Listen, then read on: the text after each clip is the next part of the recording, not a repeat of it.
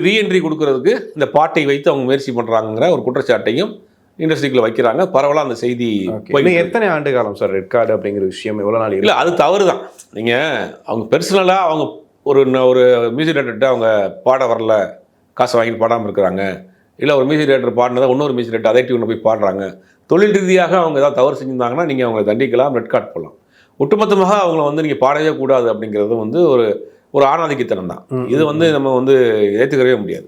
நீங்கள் அவங்க மேலே நீங்கள் தனிப்பட்ட முறையில் நீங்கள் விமர்சனம் வைங்க, நடவடிக்கை எடுங்க. அதனால ப்ரொஃபஷனலாக அவங்களுடைய தொழிலையே நீங்கள் முடக்குறீங்க. அதுக்கு யார் உங்களுக்கு உரிமை? யூனியன்னா நீங்கள் பெரிய ஆளா? தொழிலுக்கு அவங்க துரோகம் பண்ணாங்களா?